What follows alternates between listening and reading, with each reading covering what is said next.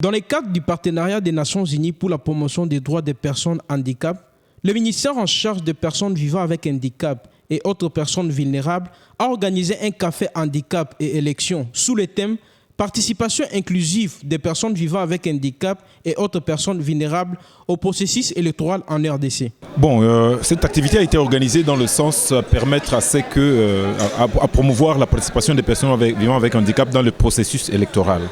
Alors il était question qu'on puisse partager ensemble avec les parties prenantes, entre autres la CENI, les organisations des droits de l'homme et les organisations des personnes vivant avec handicap pour permettre qu'on puisse donner quand même de l'input et une certaine sensation aux personnes vivant avec handicap qui sont en train de se lancer dans le processus afin qu'ils parviennent à voir comment est-ce qu'il faudrait nécessairement le faire et avec qui il faut partager. Je m'appelle Marie-France Chapakachi. Je suis vraiment très heureuse pour avoir participé à cette activité, la première édition de Café et Élections. Café et Élections veut dire un cadre d'échange avec les personnes avec un handicap que nous sommes, parce que moi également je suis une personne atteinte d'albinisme. La loi congolaise nous reconnaît parmi les autres vulnérables, la loi organique bien sûr. Et nous étions là ensemble pour échanger en ce qui concerne la participation électorale des personnes avec handicap, pas seulement nous-mêmes, mais avec les autorités de la place.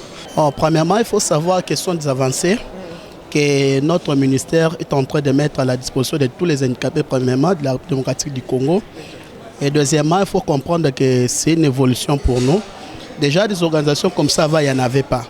Mais du fait qu'il y en a déjà une qui commence à prendre déjà à lier comme ça, il faut comprendre que ça annonce de grandes choses.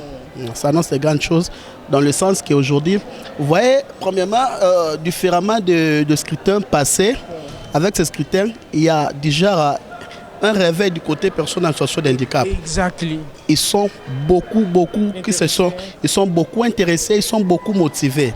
Bien qu'il y ait un peu des ambigus, mais nous pensons qu'avec des assises comme ça, prochainement les choses vont s'améliorer. Désiré Molekela, directeur de sensibilisation de la CENI, a déclaré avoir un plan d'action pour garantir que les personnes avec handicap ne soient pas exclues des élections.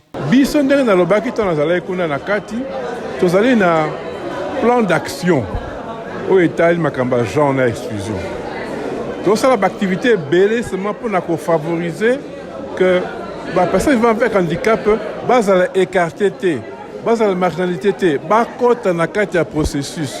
Au moins, quand même, effort est payé, puisque dans le candidat à personne vivant avec handicap, Madame Irène Essambo, ministre des Personnes vivant avec handicap, souhaite avoir en 2024 l'effectivité de la représentation des personnes avec handicap dans les institutions de la République. Ainsi, tout en encourageant l'élan pris par la CENI pour un processus électoral inclusif, nous souhaitons voir en 2024 l'effectivité de la représentation des personnes avec handicap dans les assemblées délibérantes, aussi bien au niveau national, provincial que local de notre pays. En perspective des échéances électorales à venir, le Café Handicap et Élections a pour finalité de renforcer les plaidoyers auprès des décideurs, notamment la CENI, les gouvernements et les partis politiques, pour une meilleure inclusion des personnes avec handicap au sein des institutions nationales, provinciales et locales. André Ndambi Kinshasa,